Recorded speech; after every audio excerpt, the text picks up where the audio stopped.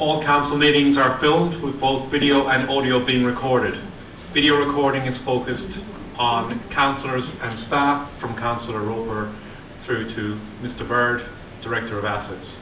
Whilst speaking during question time or at any time, you consent to your voice and any comments you make being recorded. In common with all narrative in council meetings, verbal responses to congratulations, obituaries and question time will not be recorded in the written minutes of council, but will be available on council's YouTube channel. For those ratepayers that don't have access to the internet, we are able to facilitate that at our customer service centres and here at customer service centres / libraries, at the Bright Library and here at the council office.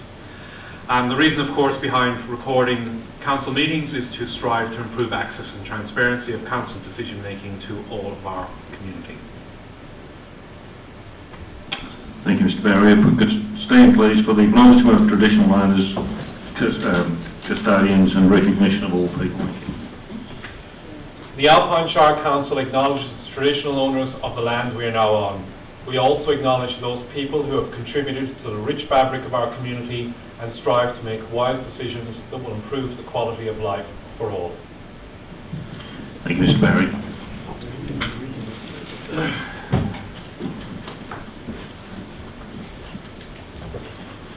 Before I continue, I know you've probably noticed out in the foyer there are a number of exhibitions or exhibits from children from the Mount Beauty area. If you could take your time on leaving, just to have a look through them, and I think there's a bit of a voting system there that Charlie Bird would really be appreciated if people could have some input into that. And it's really good for the kids too to know that someone's had a look at the hard work that they've done to produce these things. So we'll move on to item 3, confirmation of minutes for 3. Also move. I'd like to move an amendment to the minutes, please. Your amendment, we'll deal with the amendment first. The amendment would be that under council reports, there was one by Councillor Farrell that she attended the Bright Art Gallery. Just want to say that this is not a delegation under our. She's not a delegate under our delegation, so it shouldn't have appeared in the minutes like that. Can we have a seconder for that amendment, please? Councillor Roper.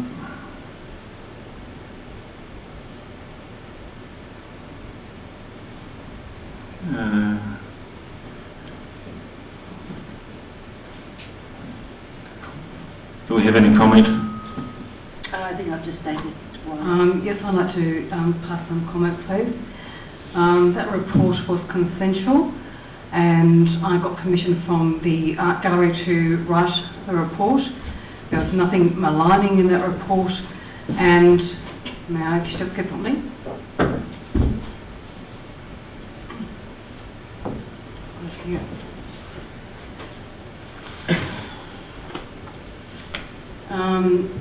I'm actually holding an agreement, the Eden West agreement, which is actually still a legitimate agreement.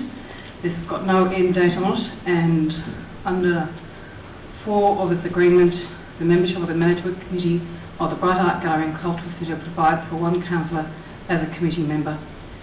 That's all I've got to say on this matter. Thank you, Councillor Bonus. Yeah, if I could just say that at every beginning of every year, we vote on delegates for our different committees. The Bright Art Gallery isn't one of them, and therefore Councillor Farrell is not a delegate from the council on that committee, therefore doesn't need to put in a report. Thank you. Thank you, Councillor Roper. I concur with Councillor Monarchs. It's not a delegate portfolio held by the councillor, so it shouldn't appear in the body of the report. May I also reply to that, because there's no harm intended in this report. No, there's no reply at this point, Councillor Farrell. Thank you. I think I have a legitimate. I'm just saying there was no this writing support Sorry, Councillor Farrell. You haven't quite got what I'm saying. I do understand what Under our you're saying. delegations at the beginning of the year, the Bright Art Gallery isn't mentioned. Therefore, in this particular section of our minutes is for delegations only. You're not a delegate on that Bright Art Gallery committee. Therefore, you don't put a report in.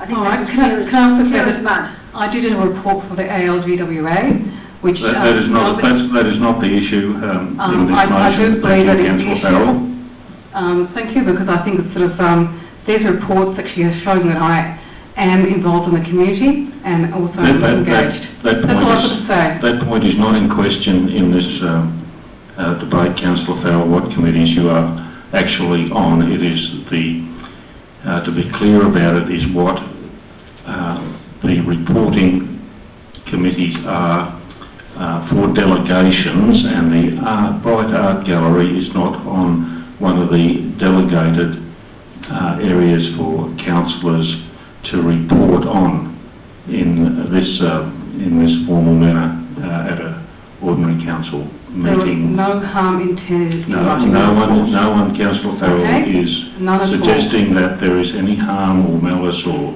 anything negative about it. Simply the fact that that report should not have been accepted onto the council meeting, and therefore does not properly reflect our minutes. I'd also We'll like go to to the say vote, you thank you. remove the ALGWA report Could I have as the well. actual motion, please? Oh, sorry, yeah.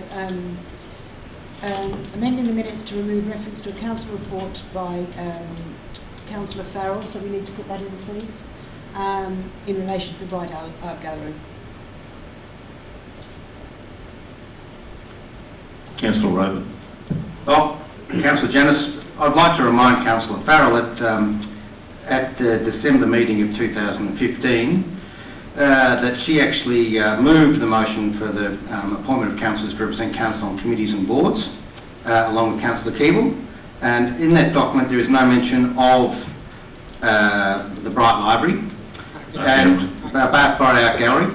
And when I moved back to our councillor code of conduct, appointment as councillor representative to committees and other bodies. As part of their representative role, a councillor may be elected or appointed to represent council on an external organisation such as government committee as a community representative on a particular group.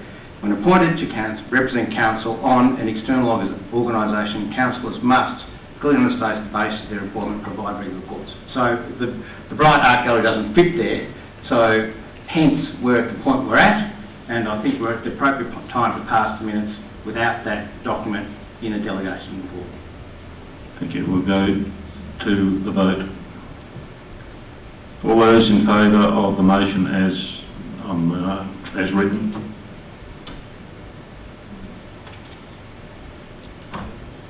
Those against? Councillor Pearce? Sorry? Are you voting for or against it? I voted for. Oh, for. Thank you. I'll try. The motion is passed. I was up too early for it, mate. Sorry. I think there's, just to be clear on this, there is no intention for malice here. It is a matter of formality within the procedural formality within the council reporting procedures. May I have one more word about this, please? No, the matter is finished. Thank you, Councillor Farrell. We'll move to confirmation of minutes now for the ordinary council meeting I so move. and the special council meeting. We haven't dealt with. Yes, sorry, Mr. Mayor. Can we do them both together? I think can we do all three together? The four actually. Special council meeting M5, 1st of June. Special council meeting M6.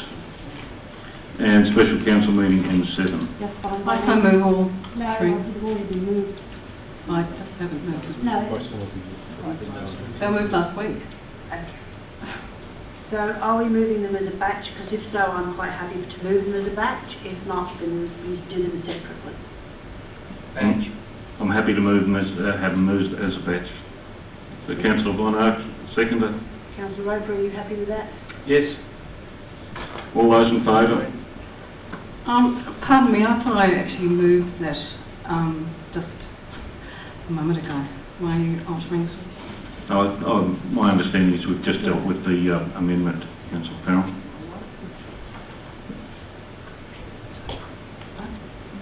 We'll go to the vote. All those in favour?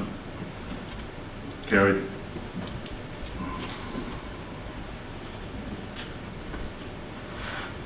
Apologies, the Councillor Forsyth, who has applied for and been granted leave of absence for this meeting. Are there no other apologies? Obituaries and congratulations, item 5. I'd like to, if I may, Yes, Councillor Farrell. congratulate Cathy McGowan on her re-election as the Federal Minister for, yes, I'd like to congratulate Cathy McGowan. Thank you. I didn't know we had formal results from the Electoral Commission yet. I humbly apologise, but I think Cathy has a clear victory over Sophie Marabella, and it has, okay. I think we should wait till the Electoral Commission makes its final judgments on these matters. Are there any further obituaries and congratulations, Councillor Roper? Oh, I'd like to congratulate everyone that's come out this evening to the council meeting. You picked a lovely evening in July to come. And to those looking on the internet, if you've got a question, flick it through to one of the councillors in the next 5 or 10 minutes and we'll endeavour to get it sorted. How? By phone? Via email. Council email. Any further? Declarations by councillors of conflict of interest? Not that I'm currently aware. Question time. I have some notices on question, some questions on notice. We'll try that again.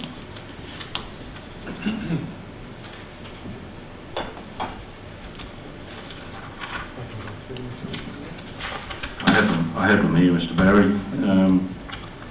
First one is from Mr. Brian Littlechild, who I understand is present. Thank you, sir. Question 1.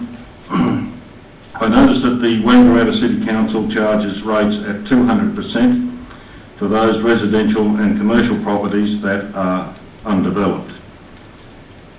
As this rating charge encourages development of underutilised assets, why doesn't Alpine Shire follow the same practice? Mr. Barry? Thank you, Mr. Mayor. Every number of years, Council develops a rating strategy and determines how they will rate into the future. So I guess the first instance I am guided by Council as to how that happens. Typically, rating strategies adopt one of two approaches. Clearly, by making the change suggested it doesn't generate more rate revenue, but what it does is it redirects the rate balance towards vacant properties. It doesn't generate more rate revenue. There are two arguments on this front. Council has adopted the second argument, which is by increasing the vacant land rate to a multiple of the general rate, that it actually discourages development and discourages the supply of land. And Council's reasoning for this is, as we know, property development is a game of pure economics. So to develop a block of land, a developer needs to make money. One of the key issues in that equation is how much they can sell the land for and how much they can develop the land for. So anything that contributes to the development or holding cost of the land actually slows its sale price. So when I say what contributes, of course, the purchasing price of the land, the insurance, the maintenance, but most importantly, the biggest cost, finance costs as well, but one of the biggest costs is the actual rates on vacant land. So if you talk to most property developers, they will say the higher the rates, the longer it takes them to overcome the development hurdle, and the slower the supply of land onto the market. I'm putting forward but one argument, and I would absolutely admit that there would be a contrary argument as well, but this council has adopted to have that raw economics approach. That's what our rating strategy supports, and of course, like everything within this council, we act on the instruction of the councillors, and that's why we don't have a differential, which some councils do and some don't.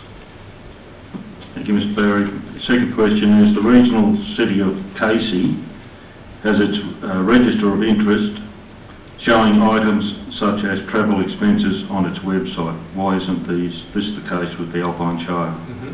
So I guess, Mr. Mayor, from time to time there are a range of matters raised around governance by a range of parties relating to transparency and the likes.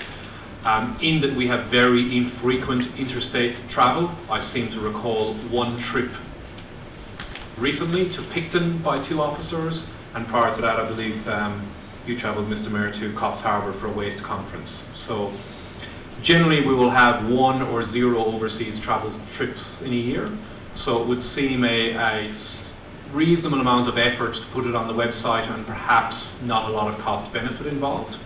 So generally we focus on giving transparency where we can have a low cost burden and a high outcome of transparency for our ratepayers. So a prime example is we spend $1,300 on implementing this live broadcasting and recording of our council meeting. It greatly increases transparency. Another project that we're working on is a project known as our Spark project, which will give council visibility of every capital works project that is planned over the next 20 years for this municipality. So I guess what I'm saying, Mr. Mayor, is it's a reasonably small matter that if council wanted us to do it, we would do it in a heartbeat, and it's easy to do. But at this point in time, we're not sure that the benefit warrants the effort, and that we might just be doing it for the impression of transparency rather than delivering real transparency. Thank you. I have a supplementary question. I can deal with that at the question time, sir. Okay, it's relevant to that. Yep. Under local government legislation, councils may comprise, at a minimum, 5 councillors. As this shire, if compared to an equally diverse and tourist-orientated shire such as Yarra Ranges, has a small population and restricted area of land under its control, why does it bear the expense of 7 councillors? Mr. Mayor, in common with every council in Victoria, we do not set the number of councillors, the number of elected representatives. This is set by an electoral review, which occurs on a rotational basis, and going from memory, and I could stand to be corrected, this occurs every 10 years. The last review of this municipality occurred approximately 12 months ago, and it determined that 7 elected representatives was appropriate. And I should add that at that point in time, council was very critical of the reviews that occurred across the state, because the cost of our review was just over $30,000 from memory, excluding GST. And I believe the council saw all of these reviews that occur on a rolling cycle as a significant waste of ratepayers' money, where by and large they recommend no change to electoral representation. And I'm sure council would gladly welcome being able to set that level for themselves. There is no indicator of any change on that front, although the amendments to the Local Government Act are trying to reduce the frequency of the reviews and to set the number of councillors based on population. So a more simplified approach. Whether those amendments go through or not remains to be determined. Quite simplistically, as I said, this is a decision which is not a decision that is in the council's domain. It's a decision which is in the minister's domain. Thank you. And the fourth question, Alpine Shire has a number of capital works and community services projects that could be improved upon with further funding. As local government in Victoria have recently been instructed by the local government minister to cap the rates at 2.5% increase, and capital grants are now indexed so that they will not rise above CPI, why is this shire charging rates at 2.3% of capital improved values and not the full 2.5% available to it? Well, I guess Mr. Mayor, the direction to me from Council for a long period of time has been twofold. Firstly, that Council has recognised that by any measure we are one of the highest rating councils in the state, and they want to see that addressed. Therefore, the 2.3% level is the level that we are absolutely comfortable at, that will enable us to deliver the services and projects we need into the future. The second thing is, Council has been at pains to say to me that we need to look at every element of our organisation to achieve efficiencies before knocking on the door of ratepayers for additional funds, because as we know in Victoria, for the last 10 years, average rate increases of 7.5% have meant that a number of councils have adopted the easy option, but absolutely not the fair option, of always putting their hand in the pocket of ratepayers before actually looking at the internal components of our own organisation.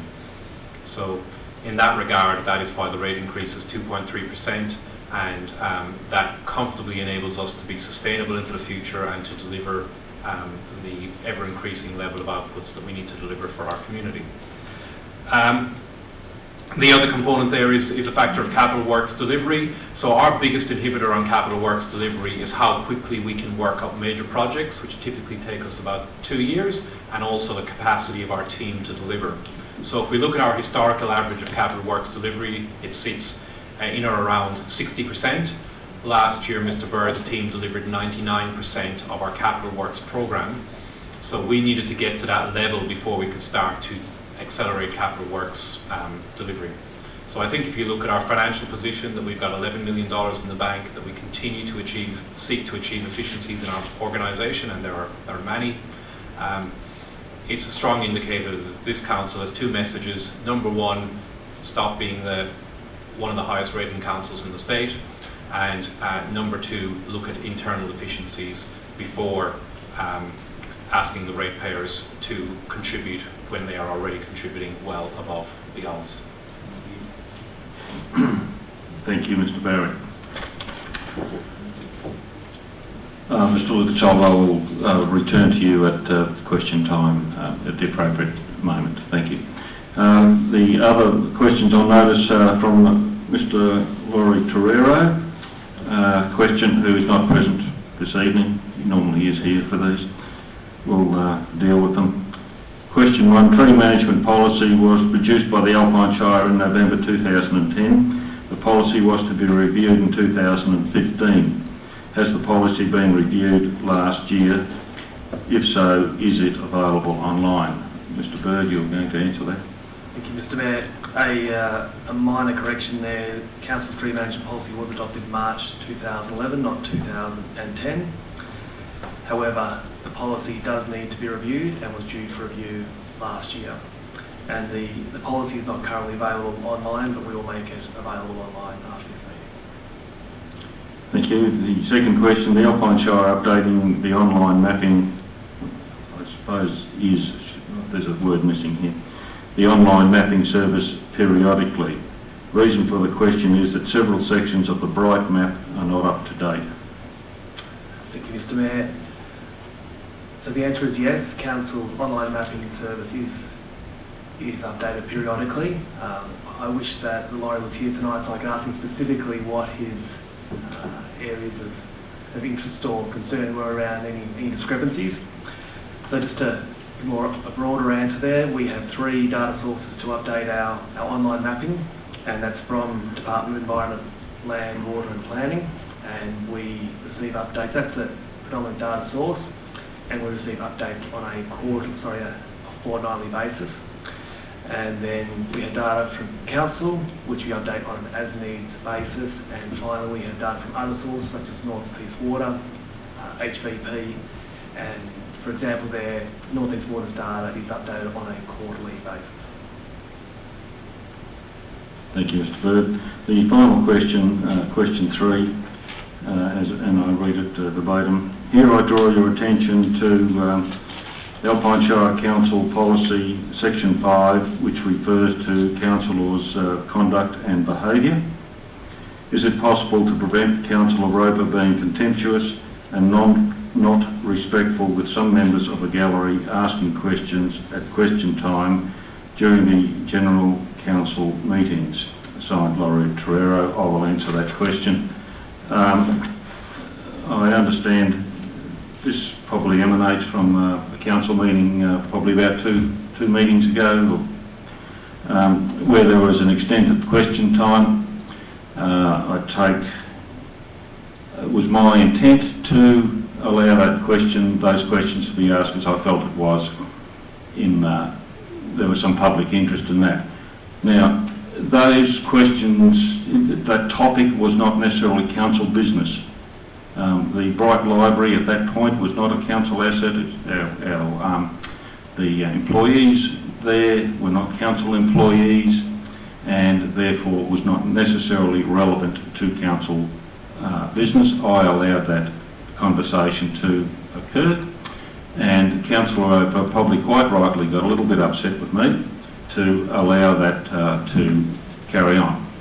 So Councillor Roper and all the councillors are well aware of the Council Code of Conduct, and if any of those councillors have a problem with a particular council's councillor's conduct, then they can refer to the appropriate section in the Council Code of Conduct and make a complaint in relation to that, and I will take and deal with that complaint.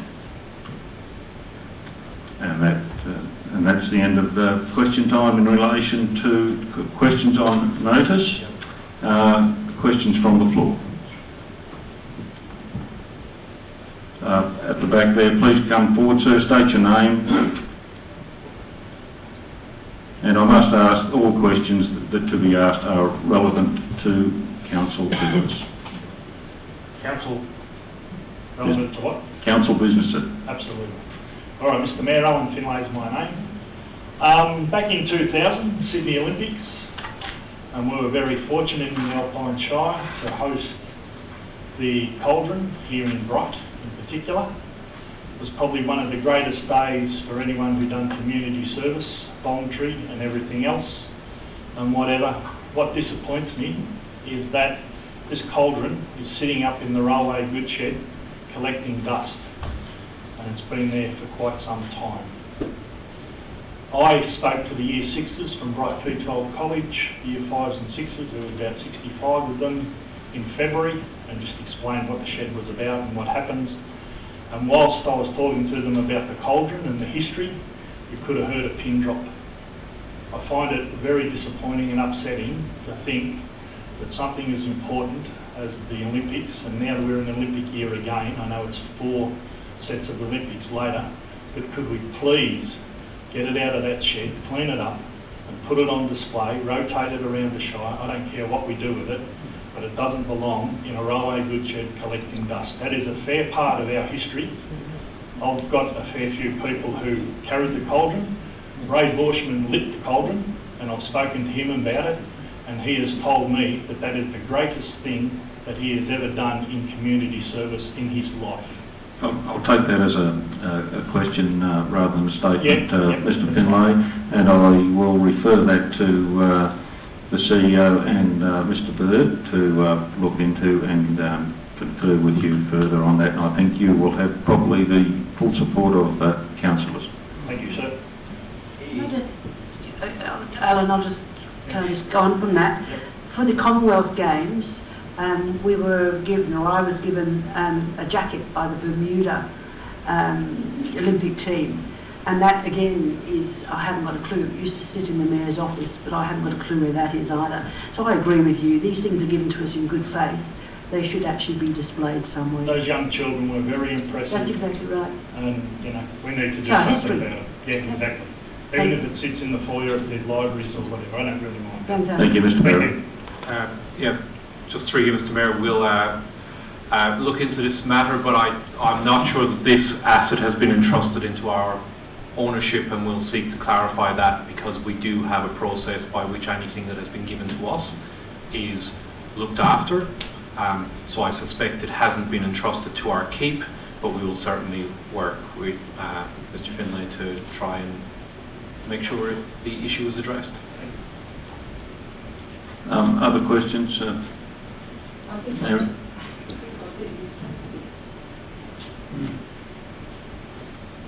Sylvia Pike from Mount Beauty. The previous questioner has just raised a query in my mind.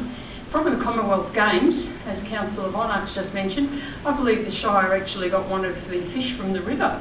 Where is it? Harrietville Trout Line. Is it really? It looks lovely. Plum Centre. What a pity it's in a private facility and not in a Shire one. There was That's right. No one wanted it. Through you, Mr Mayor, there was an issue with those fish. Yes, They weren't designed to last, was my recollection. exactly right. Mr. Mayor. Yeah, Mr. Barry. Well, the fish is an item close to my heart. Some people will laugh, but when I worked here about whenever it was at the time, must have been 10 years ago. No, 11. 11 plus. I wrote the application to get the fish. As a kind of a venture into public art or just getting things for nothing or whatever it was. The rumour that they'd not built to stand the test of time is a reasonable exaggeration of people that were unable to actually figure out somewhere to put the fish. And after it's sitting in our depot, much to me, having moved somewhere else, looking afar and wondering what had happened to my fish, sitting under a tarp for a long period of time, it was indeed gifted to the Harriettville Trout Farm. You'll also notice another specimen at the Wodonga Sports and Leisure Centre if you go there, the Jamaican fish at the Wodonga Sports and Leisure Centre. So that was a decision of council after it sat in the depot for some time, but potentially there could have been other locations explored. Subject of expression of interest. There was an expression of interest, yeah. I think it More found that story its there. rightful place in the end at the trout farm. I can recall it cost $500 to freight from Melbourne, and my manager at the time criticising me for it, so I obviously have not yet got over it. Excuse me, Mr Mayor, should we document the CEO's conflict of interest on the question in general business? I think we'll deal with that with a procedural matter at a special council meeting.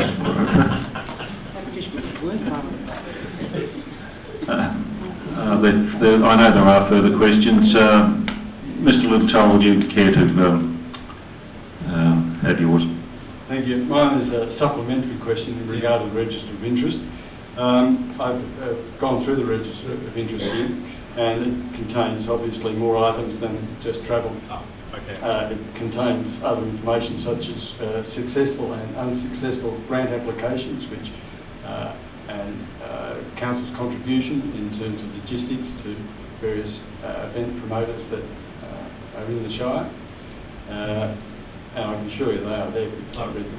Yep. And I was just wondering, it's not just the travel that should be there, it's, I believe, all of the items such as shown by other councils. Thank you. Through Mr. Mayor, and Mr. Littlechild, apologies that where you wrote items such as, that I read it as purely the travel component, so that is my error. Some of the items you mentioned there, I'm certain they're in the register. I'm not sure if they're a statutory requirement to keep. I will need to look at that, so we include items that are beyond their statutory requirements. But I hope when I answered the question I made it clear that if council wanted us to do this, we'd do it in a heartbeat. There's no issue with that. There's no resistance from our end. It's just one of a lot of different items we could do to improve our service to ratepayers, and it's one that council hasn't asked me to do yet, and they may following this. Thank you. Further questions? Mr. Priestley, will you? No, sir, the Friends of Bright Library actually have no questions tonight. We got told off last time we asked questions. Right. I think it's been explained in quite length now. Thank you. If there be no further questions, we'll continue on if there may be. Excuse me, Mr Mayor, I'd just like to ask Mr Littlechild's experience of actually getting a look at that list of the register. Was it did you find that, just explain, was it, I suppose the question... I'll come to Ross. Right, yeah, exactly. So, but, you know, about the ease and ability to actually look at that document. It's a requirement under the Act, Local Government Act, that the Register of Interest be made available to the public. It used to have to be available over the counter. It's since been, the legislation has changed in that, or the regulations, not the legislation, has changed in that you have to make an appointment. And once you make the appointment, you come in and you're handed the Register of Interest. And I've read many registers of interest in my day, and it was one of the ways the journalists kept a clear eye in my day, this is in the 1990s, a clear view of exactly what was going on in council. So I think it's a very important document. I think it's an important public document, and the Act allows for it to be shown on the website as the City of Casey does. Thank you. My question to you was, did you find the process overly onerous, or was it an easy process to follow? Was there any, I'm getting to the point I'm trying to get across is, was there any roadblock to actually seeing it, or was the process free of obstruction, so it was easily accessible? The only difficulty is that it's not listed as being available anywhere on your website. But once I asked for it at the counter, and I thought it would be available at the counter, but I came to learn that that's not the case now. However, once I made the appointment, I came in the following day and I sat for an hour, read through it and took notes, and there was no problem. I wasn't allowed to remove it from the reception area, but that was okay. Yeah, now from the public's point of view, access to documents that are available is of interest to us. But I think the public need to know that those documents are available. Point taken. Mr Mayor, can I just add one additional item there? Mr Littlechild referred to grants, and I was, together with the Director of Sustainable Development, looking a little perplexed at that, but now reading the legislation, I understand it refers to grants in the notion of donations, so it says donations or grants, as in giving money to an entity, whereas when we think of grants, we think about applying for money from a state agency, which... I mean, often the public and the journalists like to look at where the money's going in terms of local people receiving grants for community services applications. Definitely. Yeah. Okay. Thank you. Are there any further questions? I'll move on. Thank you. Item 8.1.1, the local law. Council Administration 2016, Mr Barry. Sorry, Mr Mayor, let me just get my right spot here. Council is required to have a current local law upon sunsetting, and in order to ensure that circumstances arises, we are putting forward the local law as attached. The local law will go on amendment seeking community consultation in accordance with the Act, and the local law that we have presented to Council is reasonably unchanged relative to what Council has previously had in place. Thank you. Actually, I'm moving an amendment, sorry. We'll deal with the amendment. Councillor Von The amendment's under 3.1.12, under debate. One, it says a councillor must rise and address the chairperson to move a motion, amendment or take part in the debate. We've never done that in my time in council, and I've been on council for quite some time, so I would like to amend that to say a council must address the chairperson to move a motion, amendment or take part in the debate, and take out the must rise.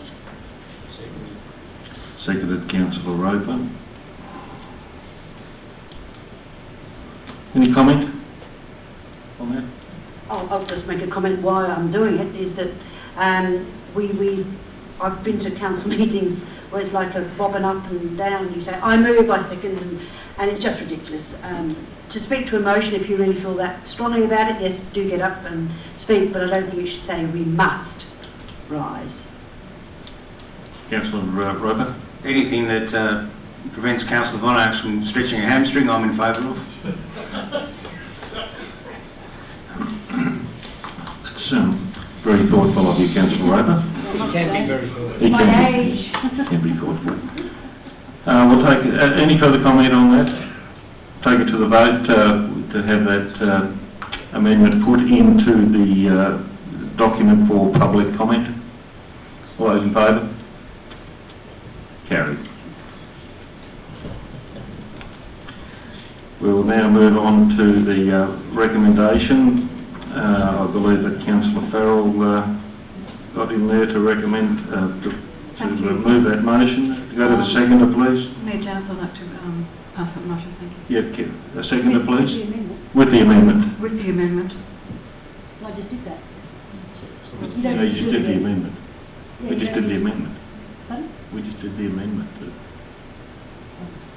So that motion, That's- that's that is- the motion. That's the motion. That becomes the motion. Yeah, sorry. All right, So then. then it's all done, Mr Mayor, yeah.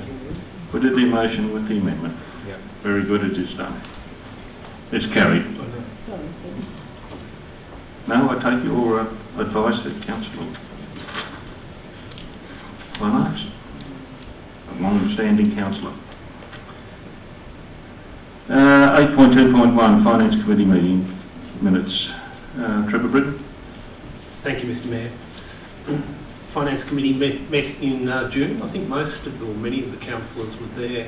I just remind the councillors of the topics. There was a finance report which has been dealt with at the previous council meeting. Investment, or a couple of policies actually. Finance Committee charter and the councillor expenses report. Just the recommendation is that the minutes of that meeting be received and noted, and the following committee recommendations. I so move with an amendment to the motion. Councillor Roper. Yeah, my amended motion.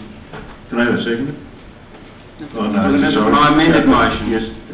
Yep, is that the minutes of the 7th June 2016 Finance meeting be received and noted, and the following committee recommendations be adopted. 1, the Council adopt the revised investment policy number 073. 2, Council adopt the Finance Committee charter. Forget 3, A, B and C. That was a conversation that we were going to have as Council and not come to Council as a recommendation. So that conversation hasn't been had yet, and we can have it as Council in between now and the next Finance Committee meeting, and if so, that recommendation can be made or changed at that point. I second the amendment. Councillor Pearce.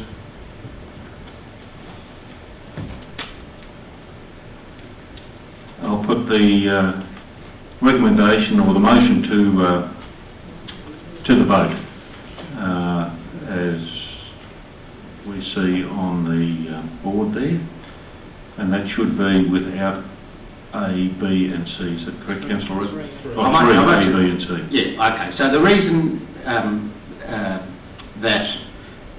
the reason for 3A, B and C not being in the recommendation is because we haven't, because the Finance Committee sits as an aside to Council. So the Finance Committee, which Tony and I sit on, which anyone else can come and observe, deals with issues of finance and reports back to Council. Now, this recommendation, the bottom half of it, we haven't had a chance to discuss as Council yet. It was an idea we're tossing around. So that aspect of the recommendation needs to be discussed as a Council at some time. If I may, Councillor Roper. Oh, Councillor Roper. okay, I've been called Councillor Roper before. Yeah. He's my better looking brother. We did chat about this actually today, but we haven't re-chatted it in the Finance Committee.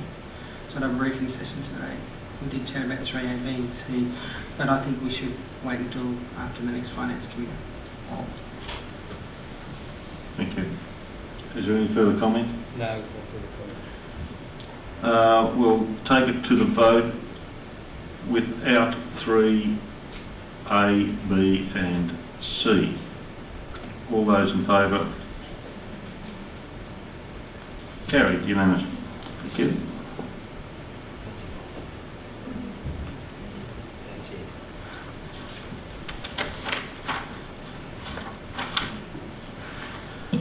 Uh, 8.2.2 High Country Library Shared Service Agreement. Would that be Yep. Mr. Britton? Yep. Thank you, Mr Mayor. So, High Country Library. So we've been working on this for a better part of a year now, I suppose, and nearing the end of a long process. I guess the whole concept around dissolving the High Country Library Corporation was around bringing libraries closer to councils.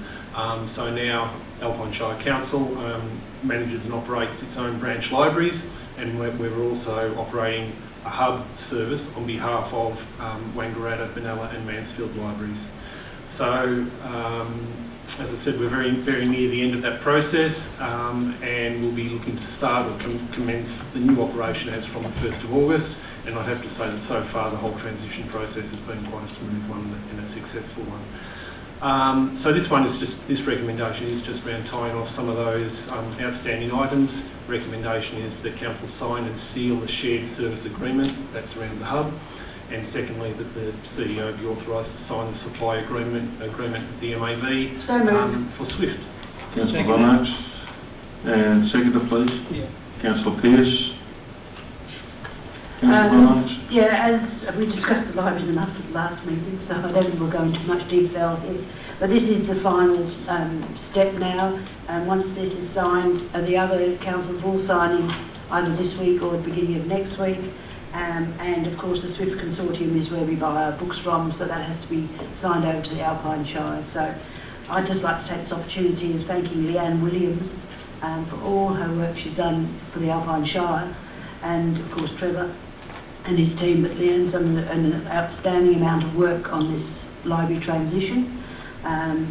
It should be a seamless transition now. We have had a few hiccups, but I think we're over those hiccups. I think David Priestley can agree to that now. Hopefully the staff will be announced in the next couple of weeks who are going to man the hub and the libraries. And as I said, for me it's a headache just waiting to go. Being chair of the High Country Library Corporation Board, we'll still be functional for another couple of months, and then we've already got our papers in place to liquidate, and hopefully that'll be over by September. So thanks to the staff here in Alpine, and also the staff Wangaratta have been a fountain of information as well. We've worked well with those, and Mansfield and Benalla. So thank everyone concerned. Thank you. Councillor Pearce. No, I concur with Councillor Von Arx's comments, and wish everybody all the best, and congratulate Alpine Shire on their significant work amongst it all. Any further comment? No, take it to the vote. Oh, sorry, Councillor. I'm encouraging those that have issue with the new service to, when it comes into effect, to make us known of the deficiencies in the service sooner rather than later. There will be no deficiencies. I know, and I'm looking forward to spending the 15% we're saving on more books or more service. Thank you. I think we've had a conference. Mr. Barry? Yes. Sorry, Mr. Mayor, but just to clarify Councillor Roper's comments, lest they be misunderstood, because I know savings are a sensitive issue, there is no savings at a branch level from the library. The only savings will come from us running the hub operations, just lest people misread between the lines. Thank you. But I'm sure those savings will be spread across the board. Thank you. Take it to the vote. All those in favour? Carried. Well done.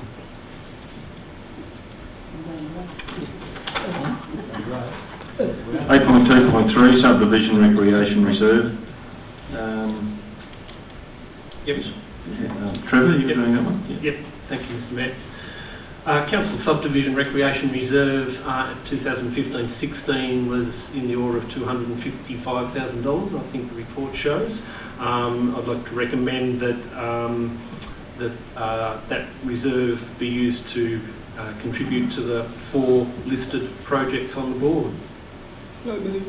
Second. Councillor Keeble. Councillor Roper. Councillor Keeble.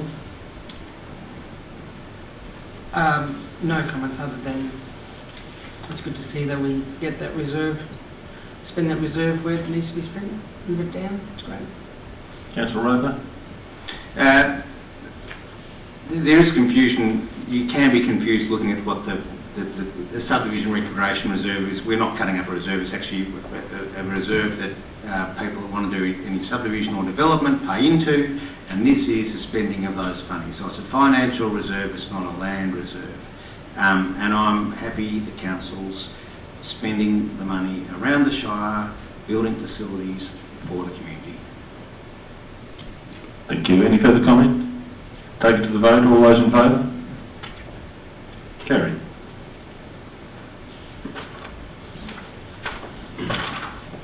Eight point 2.4 plant replacement reserve. Yep, Trevor, again, I think. yep, thank you, Mr Mayor. This actually deals with a couple more reserves, in fact. Council's benefited from a robust long-term financial plan, 10-year plan for the last couple of years. And that long-term financial plan budgets for Council's expenditure, and that includes renewal requirements. And therefore there's no need for a planned replacement reserve going forward. So recommendation simply is that Council close that reserve and transfer the remaining balance to accumulated surplus. And the second one is just a administrative item to rename the landfill rehab reserve to waste reserve. Councillor Farrell. And seconded. I'll second. Councillor Pearce. Councillor Farrell. I'll just go with the recommendation that is as read. Thank you. Councillor Pearce. No comment. Any further comment? All those in favour? Carried.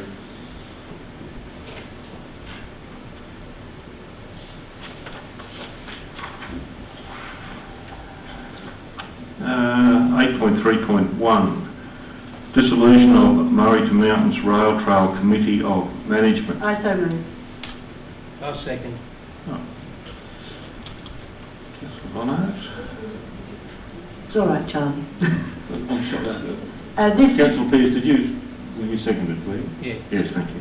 This is a committee that was formed when the Murray to Mountains rail trail was built between the councils it went through, and they used to maintain it themselves as a committee, and it's deemed that we maintain it ourselves. Each council maintain their own section of the rail trail, which is pretty simple. It's like the High Country Library. Taking over one of the, sorry. Dave Priestley laughed, that's all right. But it's just us taking control of our own trail. Thank you. Councillor Pearce. Thank you, Mayor. As it says up there, and as Jan mentioned some of it, government gave $2 million, as it says there, back in '98 to set up and build the rail trail from Wangaratta to Bright, or from Rutherglen to Bright, and from Beechworth down to the junction. They're always all ex-railway lines, so that's why it's called the rail trail. In the initial thing, the committee that about to end, the Murray to Mountains Rail Committee, was formed to manage the whole trail, including collecting rent for farms that rented the reserve that was each side of the trail. They also looked after the management, and until a few years ago they looked after the marketing as well of it. Then as the marketing dropped off, gave the committee less to do, and then it was seen as a councillor, you could see that there was two people managing it, the council and the committee. So it was realised in the last year or so that it was best in everyone's interest if we managed it ourselves and dissolved the committee. Thank you. Any further comment? Yeah, the rail trail has been a huge boon to tourism for us. And Monster. yes, and it, in reality, people talk about it, you know, there is a cost associated with keeping these things up, but in reality it is an amazing asset. We're lucky to have the access to a disused railroad. I just wish we had the same railroad infrastructure in the Kiewa Valley, because we'd dearly love to have something similar over there. Councillor Keeble. I agree with that, Councillor Roper. I'd just also like to thank Councillor Pearce for all his time on this committee. It's been close to his heart for a long time, and he's put a lot of work into it over, how many years? 10 years? I think I started in about 2008 Yeah. and chaired for 5 or 6 years or something. So thanks for all your work on that committee, because it is an icon trail, there's no doubt about it.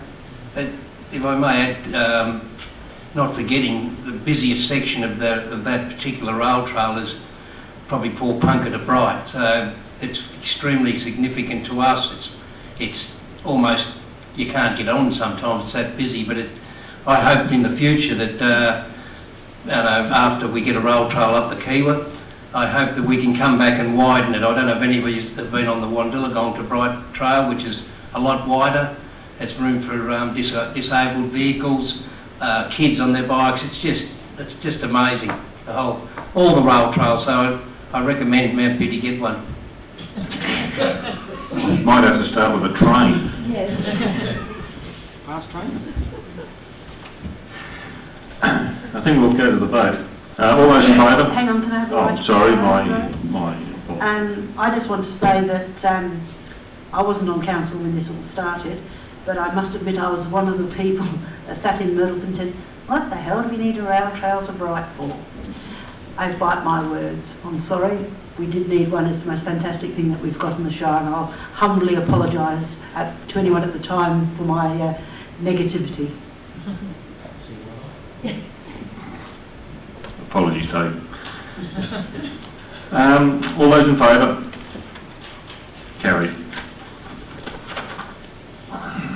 8.3.2 Mount Beauty Library redevelopment.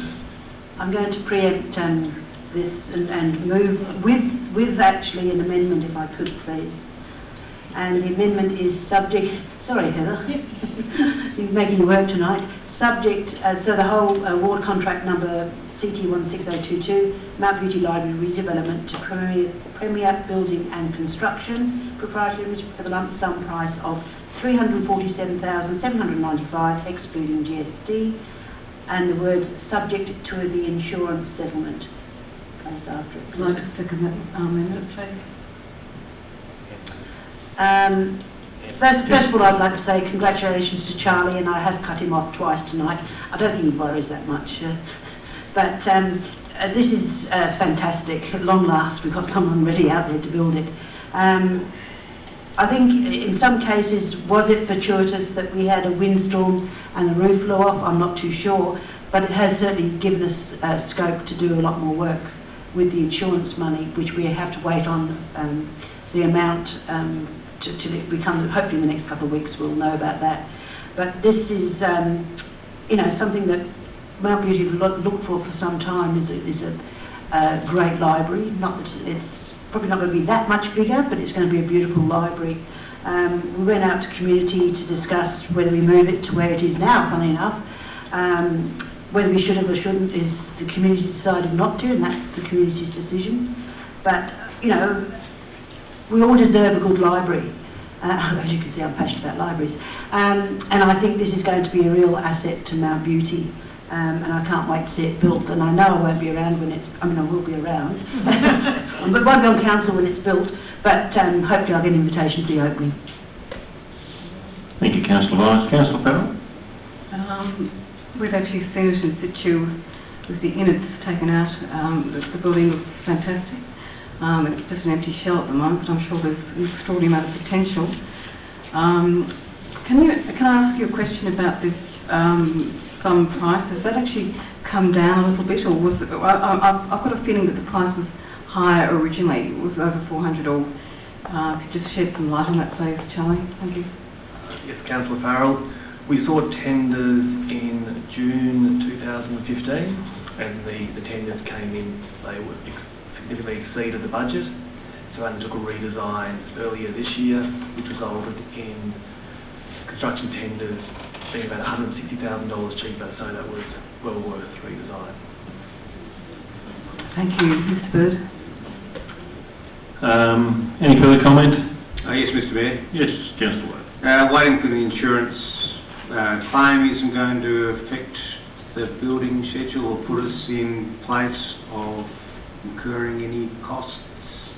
No, not at all. So we've got the program from the contractor, and we're well positioned to have it completed by January 2017. Thank you. Any further questions or comments? Councillor Dominix? No. No. All done. All those, we'll take it to the vote, please. All those in favour?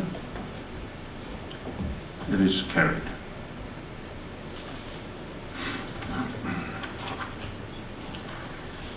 Item 8.4. 13.4.1 Tourism North East Memorandum of Understanding. I so move. I'll second. Councillor Pearce and Councillor Farrell. Councillor Pearce? Yeah, just quickly, it's just as it says in MOU with the tourism North East, so I'm happy to move on. Councillor Farrell? I'd also like to hear from Heather because I think she had a little bit of a spiel. Would you like to? Please? Thank you. Yeah. If you have any, is there anything specific you want to ask on that, Councillor No, Farrell? just the 35,810 is self-explanatory, and I understand it still goes towards marketing, and is that correct? The money that is listed up there in recommendation. Excuse me, Mr Mayor. Yes. Could I suggest that if councillors are going to move a subject and ask the officer to talk to it before the recommendation, that they wait till the officer speaks to it instead of going the other way around. It seems to be a backward way of doing things. I agree with you entirely, Councillor Roper. I'll just let Ms Green finish her sentence.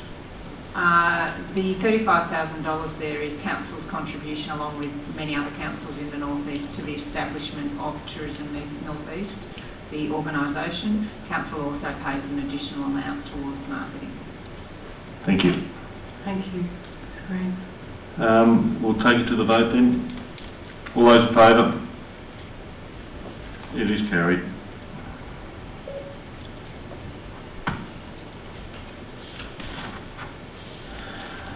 I so move. Second. Item 9. No. Second. Thanks. I might have slipped in 8.5 or something that you didn't know about, Councillor Pearce. Yes, that's for the members of the gallery and others. That is the Assembly of Council. Councillor Pearce moved it and Councillor Keeble seconded. Councillor Pearce, you want? Could be some great reading you could be missing out on there. Councillor Keeble. No. Any other comment? None. To the vote. All those in favour? Yes, carried. Presentation of reports by delegates as listed. So moved. Councillor Keeble. I'll second. Councillor Farrell. Any comment to Councillor Keeble? No. Councillor Farrell? No. No further comment. Councillors? No. All those in favour? Carried. General business from my left, Councillor Roper. I'll reserve my right, Mr Mayor. All right, okay. Councillor Monax. None, thank you. Councillor Keeble. I will say that tomorrow there is the opening of the Mount Beauty streetscape and foreshore works. That's on at 2 o'clock. Tomorrow down at the foreshore, bring your umbrellas. Hopefully the drizzle will stay away while that happens, so it'll be great to see people there. Councillor Farrell, apologies. Yes, actually I'd like to, for transparency purposes, have the mayoral expenses and credit card made public as of next meeting. Thank you. Councillor, is that a motion or is it? That was general business. I'm passing that could we please have the mayoral expenses and the credit card made public I think at the next meeting. Thank you you. have to move to admit a motion. I don't think so. I think it's just general business. Oh, don't know about that. So, sorry, Mr Mayor, I'm just seeking direction from council as to whether there's a motion that you're adopting or not. Could I be so bold, Mr Mayor? Yes. As that we, at our next briefing, discuss making those documents or putting a motion around that comment that is fit for this chamber and then move forward? I'm uncertain about the context of the question in general business and what its ramifications are. Yeah, could we have some more specifics, please, Councillor Farrell? I'd just like to know the credit details of the expenses that you've incurred over the last 6 months. I know for a fact that my ALGWA conference was on that at 365, and my conference I'm going to for the environment conference is on next week. But I'd like to know in more specifics what has been spent on the credit card this year, which is including all of us councillors' expenses as well.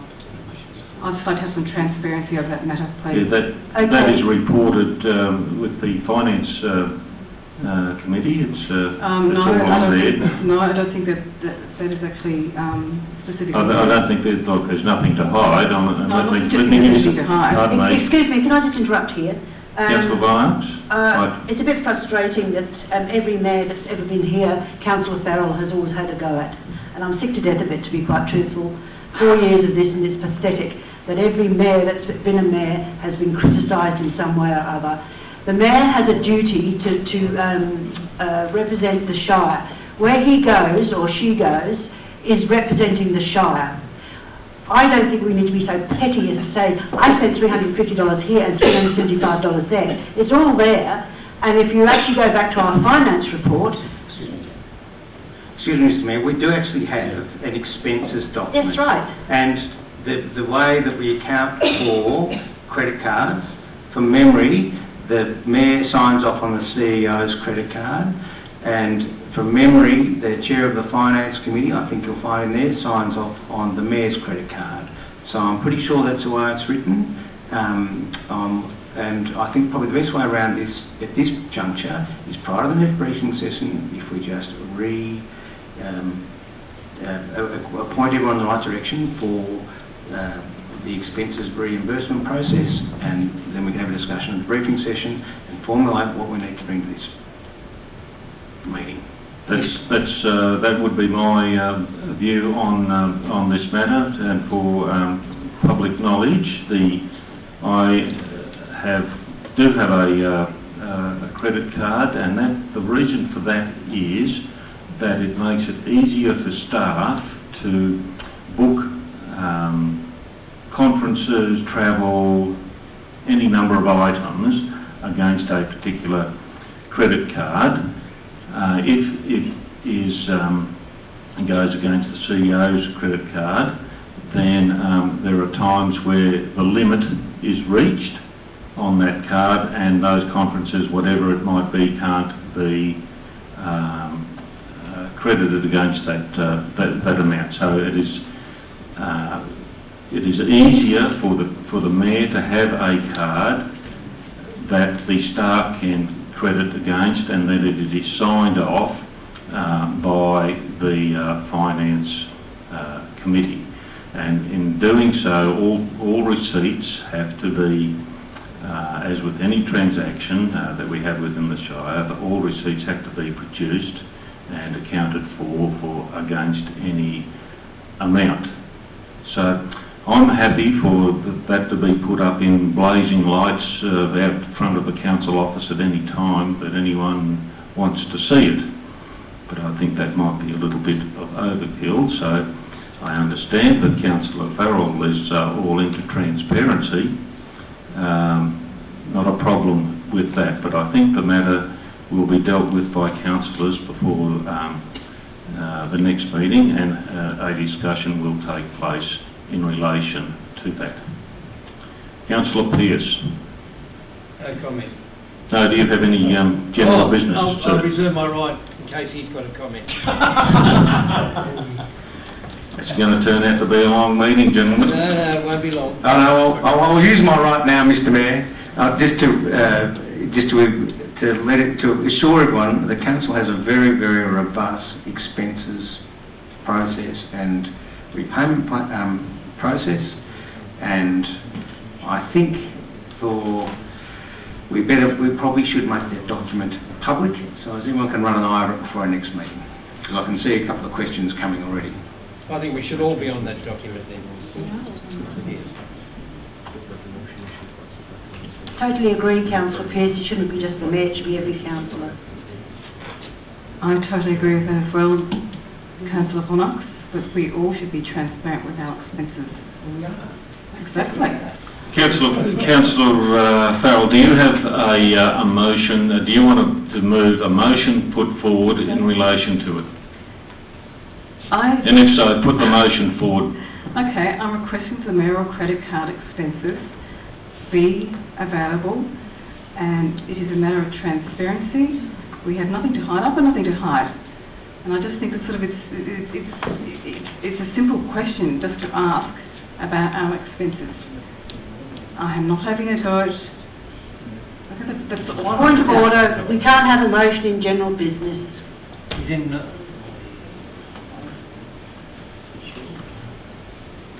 Are you sure of that? Could you please Positive follow that the through? general business is for general businesses, not for motions. The next one down says motions for which notice has previously been given. You have given us no notice. We've told you we'll discuss it in a briefing session and then bring it back to the next meeting. What more do you want, Councillor Farrell? I think we also have an act that we need to follow that shows some respect for our and be civil to one I will another. allow, Okay? as the mayor of this council, I will allow Councillor Farrell to put a motion forward. If anyone wants to second that motion, so be it. Councillor Farrell, would you please put your motion forward, and then I will ask for a seconder. I'd like to move a motion and requesting that the mayoral credit card expense for the last 6 months be presented to the next council meeting. Thank you. Can I have a seconder to that? I'll second it, just to keep things smooth and Councillor Pearce. reasonable.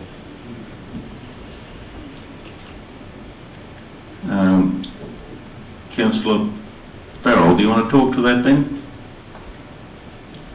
It is a matter about being transparent, and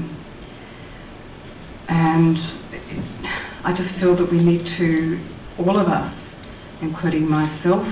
Point of order. There's Yes. no motions to be taken in general business. I'm allowing it. Sorry, this is a motion. I'm allowing it, Procedural- Councillor Bonnox. It's a procedural matter. General business is for general business. If there's a motion, it goes in number 12. And please move it to number 12. Thank you. Well, I don't think we've achieved terribly much in moving it to number 12, but That's where it belongs. Gosh. Yes. When I move I on can't as well. believe this. I'll just stop the proceedings here for a moment, because it's just getting a little bit out of hand. Councillor Pearce, have you got any further general business? No, I haven't, Mayor. Righto, thank you. We'll now move to number 12 to keep everybody happy. Motions for which notice had previously been given. So, May I Councillor Farrell, do you please- want to put Yes, that motion I would like there to now? transfer my... So you're putting a Please. motion forward that... Yes, thank you. Excuse me, Mr Mayor. Yes. This section is normally for notice for items which have previously been given notice for, or items that are urgent in nature. And I suggest that we actually have a vote on this motion to either allow it to go ahead, whether it's actually urgent or not, and if it's not urgent, it needs to come to a council meeting at a later stage. Mr Mayor, do you want me to Perhaps just give some I'd like some procedural guidance there. here? Thank you. So typically notices of this nature are given insufficient time for council to be able to consider them under a notice of motion. That has not occurred in this instance, so therefore council does not have to give consideration to it. Previously, when such matters have arisen and they are urgent, council, while our local law is silent on it, council's convention and practice has been to move a motion as to whether or not the topic would be firstly admitted, and then if successful, the motion will be considered in its own right. So that has been Council's custom and practice, and you have done that under a range of different headings historically, and indeed you have, to the best of my memory, you have done it on the general business. So just to be clear, the best scenario would be for motions that are known in advance to be presented to me as a notice of motion so they can be listed on the agenda. Where that does not occur, the local law is silent on how they would be admitted, but your long-term convention has been to move as to whether they would be admitted or not, and then, if admitted, to consider them. And the heading that it appears under has not been a significant previous consideration for Council. Thank you, May Mr. I Mayor. withdraw my motion? I still believe, even though I've been here for 4 years, I'm a student under this council. I have a lot to learn still. I'm not completely learned as my fellow councillors down this podium. I'm terribly sorry if I have embarrassed everybody tonight, and I'll remove that motion. Could our note taker please remove the motion, or the potential motion? Can I please just say that the council expenses year-to-date March 2016 are in the Finance Committee report, which can be found. Public record. Mr. Mayor, can I just reaffirm that, and to also confirm that at an officer level, that report has been the subject of reasonably exhaustive refinement so that it met the needs of Council. So it is challenging for us when we do as Council instructs us to do, and then have changes brought forward at this particular juncture. Would encourage councillors to talk directly with us as staff if the information is not coming forward as you would anticipate. Thank you. Thank you, Mr. Barry. I'll move on to the last item, reception and reading of petitions. Neil. Documents for sealing, item 14, that the following documents be signed and sealed. Revised investment policy number 73 be signed and sealed. Finance Committee Charter number 2 be signed by Councillor Keeble and Councillor Roper as councillors on its Finance Committee. They might as well sign them all, I think, there. Well, they might want to, Yeah, they're already they might not. Section 173 agreement, Mario Silvano Rosario. So moved. Second. Very good, well done, boys. Councillor Roper and Councillor Keeble. This will be your first, wouldn't it? There would be no further business. I declare the meeting closed. Thank you for your attendance. Please take a vote, Ron. What's that? Oh, all right. Okay. I move. We got the vote. Let's take it to the vote for those documents for sealing. Yeah. All those in favour? Carried. Yeah, it is. And as I said, thank you for those attending tonight. Apologies for the little bit of roughness toward the end, not roughness, but wasn't as smooth as we'd like it to be at the end.